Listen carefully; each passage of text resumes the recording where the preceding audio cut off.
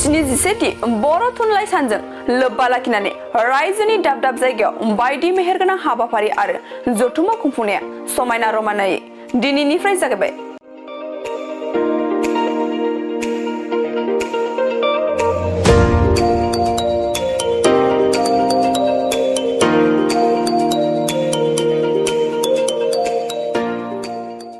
मख'नो गोनांदि गाबोन 16 नभेम्बर हाबनाय लोगो लोगोनो बर' थुनलाइ आफादनि जोनोम साना 77थि बोसोराव आगान होगोन। बेखौनो सा धेकियाजुलि गुदि बर' थुनलाइ आफादाबो खुंगा 16 बोसोरसालिया जथुम्माजों लोगोसे बर' थुनलाइनि 77थि जोनोम सान फालिनाया दिनैनिफ्राय जागायबाय।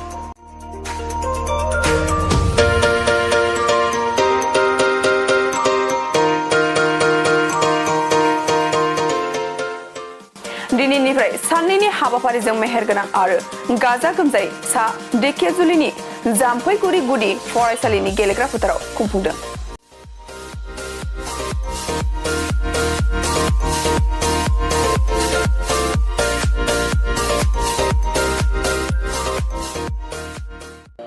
दिनैनि जागायजेननाय हाबाफारियावनो गुबुन गुबुन नब्लां बेखेवनायजों लोगोसेनो फरायसाफोरनि गेलेनाय बादायलायनाय आरो बायदि थुनलाइयारि हाबाफारि लानायखौबो नुनो मोनो।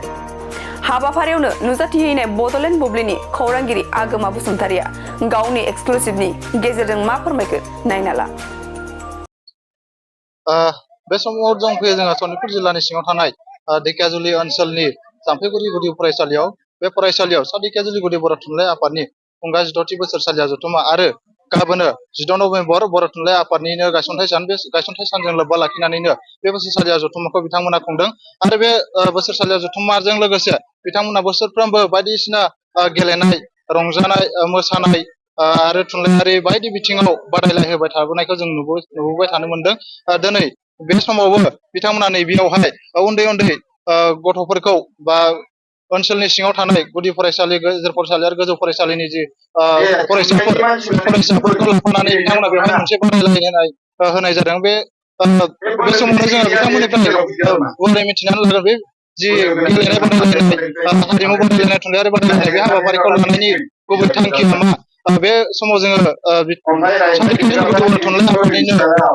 नेहाथारि बलेन बसुमतारि बिथाङा आंजों लोगोसे दंफायो। बिथांनिफ्राय जोङो मिथिनो लागोन नोंथांमोना बे जि गेलेनाय बायदिसिना बादायलायनाय होबाय थानायखौ जों नुनो मोनदों। बे होनायनि गुबै थांखिया मा? समावहाय आं बेखौनो सा धेकियाजुलि गुदि बर' थुनलाइ आफादनि नेहाथारि जानानै दिनैनि बे मेसेजनि गेजेरजों बेखौनो फोसावनो सानो। जोंनि सा धेकियाजुलि गुदि बर' थुनलाइ आफादा देग्लाय खुंगा 16थि बे खुंगा 16थि बोसोरसालिया जथुम्माजों जोङो बेखौ जाम्फैगुरि बर' गुदि फरायसालियाव साननैनि जि हाबाफारि, बे हाबाफारिजों जोङो खुंफुंनो लादों। दा जोंहा दिनै 15 नभेम्बर, बे 15 नभेम्बराव जोङो गिबि हाबाफारियै जोङो गेलेमुवारि, हारिमुवारि, थुनलाइयारि बादायनाय दङ।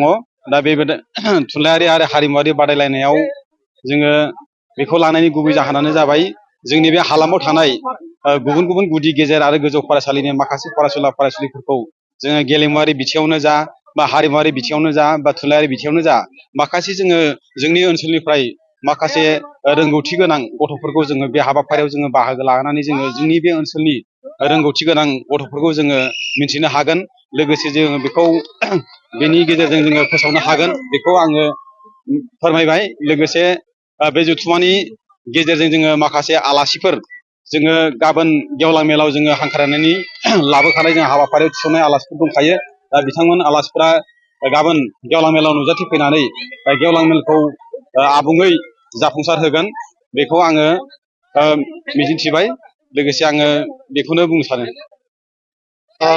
नंगौ, बिथाङा जोंनि गेजेराव फोरमायथिबाय बिथांमोना नैबे जि गेलेहोनाय, बादायलायहोनाय, बे बादायलायहोनायनि गुबै थांखिया मा आरो नैबे जि जथुम्मानि गेजेरजों बिथांमोना गाबोनो मोनसे गेवलां मेल लानायनि बाथ्राखौ बुंदों। बेवहाय गोबां गेदेमा आलासिफोरा बाहागो लाफैगोन बे बाथ्राखौ बुंदों। बेजों लोगोसे ओनसोलनि रायजो राजाफोरखौ बे हाबाफारियाव बाहागो लाफैनानै हाबाफारिखौ जाफुंनो थाखाय बिथाङा खावलायबाय। बे समाव जोङो दिनैनि जि हाबाफारिनि सोमोन्दै नोंथांमोननि गेजेराव नैबे रादाबनि गेजेरजों फोसावनाय, बेखौ बेखिनियाव फोजोबनाय जाबाय। सनितपुर जिल्ला धेकियाजुलिनिफ्राय आं आगोना बसुमतारि। बाजाज कम्पानिनि बाइक सालायनो मोजां मोनग्राफोरनि थाखाय गोजोनथाव खौरां।